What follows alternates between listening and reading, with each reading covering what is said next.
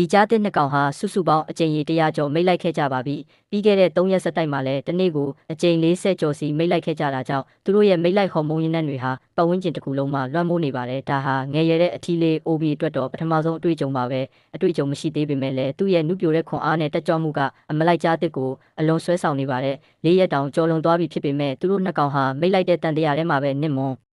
နေပြီးရက်တန့်မှုအရေးရောင်တောင်မပြပါဘူး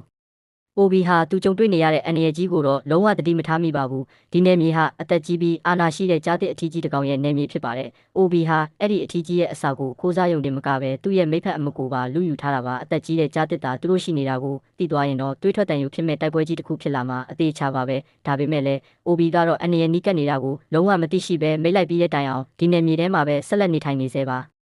OBC ကထွက်ပေါ်လာတဲ့ပြင်းထန်တဲ့ဟော်မုန်းရင်းနှံ့တွေကနောက်ထပ်အမငယ်တကောင်ရဲ့စိတ်ကိုဆွဲဆောင်သွားပါတယ်။သူမဟာ OB ရဲ့နုပြိုပြင်းထန်တဲ့အနံ့ကိုချက်ချင်းပဲသဘောကျသွားခဲ့ပါတယ်။ဒါပေမဲ့ OB ရဲ့လက်ရှိမိဖက်ကအနီးနားမှာရှိနေတာကြောင့်ဒီအမငယ်လေးကတော့တိုက်ရိုက်ချင်းကပ်ဖို့မဝင်ရဲပါဘူး။သူမဟာအရေးထဲမှာပုံကွယ်ရင်းအခွင့်အရေးကိုစောင့်နေပါတယ်။ကံမကောင်းစွာနဲ့ပဲသူမရဲ့ရင်းနှံ့က OB ရဲ့လက်ရှိမိဖက်စီကိုရောက်သွားခဲ့ပြီးသူမပုံနေတာကိုသိသွားခဲ့ပါတယ်။